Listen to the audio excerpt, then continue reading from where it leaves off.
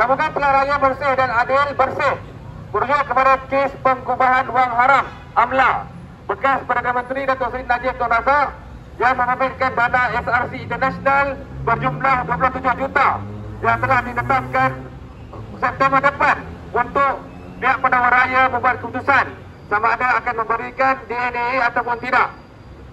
Isu pemberian DNA ini bagi kita oleh peguam negara bukan perkara baru, malah pernah berlaku beberapa kali melibatkan ahli politik daripada hampir semua parti politik dalam negara.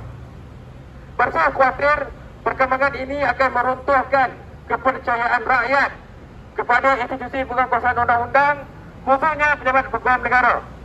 Keadaan peguam negara bertarikh 15 Januari yang lalu bahawa penawar raya tidak perlu memberikan penjelasan apabila memohon menarik balik semula dakwaan adalah tidak boleh diterima sama sekali. Apabila kes itu melibatkan kepentingan awam dan ahli politik di peringkat tertinggi pentadbiran negara. Justru itu, Bersih bersama rakan-rakan NGO anak muda pada hari ini mengadakan satu unjuk rasa ataupun flash mob untuk memberi peringatan awal dengan menegaskan bahawa sudah tiba masanya untuk peguam negara menghentikan segera pemberian DNA ini kepada kes-kes rasuah khususnya melibatkan ahli politik.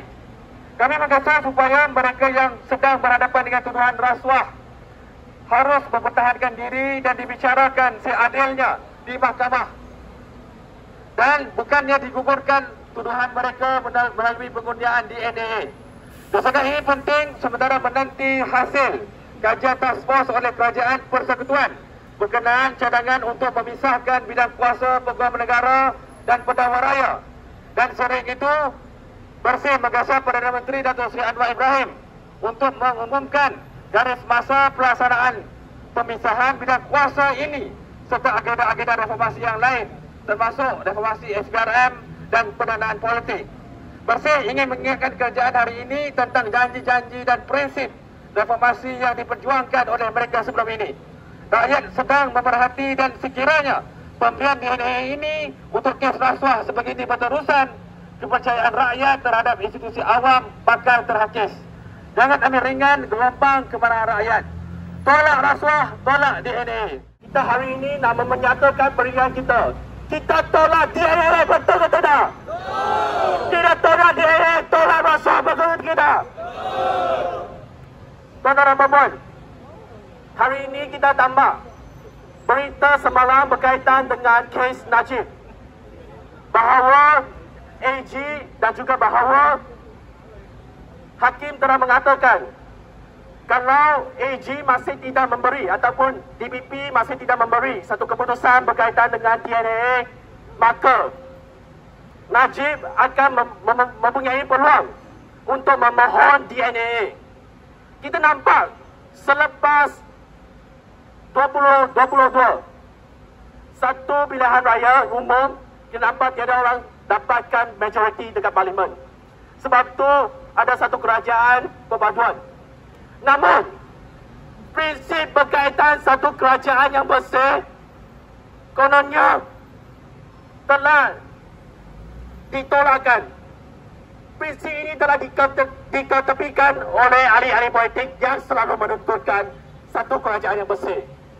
Itu satu fenomena yang sangat merisaukan. Betul. Jadi kita minta AG, satu pemisahan antara AG dan PP, iaitu peguam negara dan juga penawar raya kena dipisahkan supaya mereka tidak bertingkah atas kepentingan ahli politik. Betul. Kita jangan lihat, kita tak mau tengok lagi TPP yang membuat atau menjalankan kes dia secara pasif. Sebab TPP masih ikutkan kata peguam negara ataupun kerajaan. Sebab itu kita minta pemisahan AG dan PP. Boleh? Hidup, hidup, hidup, hidup, hidup rakyat, hidup rakyat, hidup, hidup, hidup, hidup, anak muda, tolak, tolak, tolak, tolak, tolak rasuah.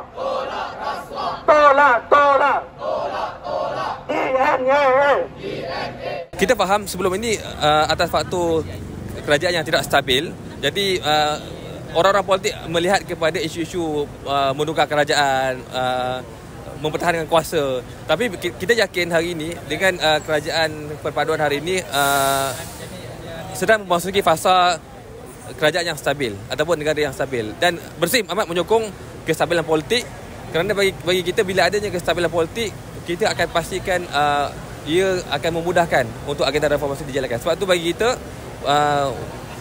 ini adalah waktu yang sesuai, 4 tahun yang ada, dan kita meyakini bahawa kerajaan pimpinan Datuk Seri Anwar ialah kerajaan yang stabil dan tidak ada lagi alasan untuk agenda reformasi ini ditolak ke tepi.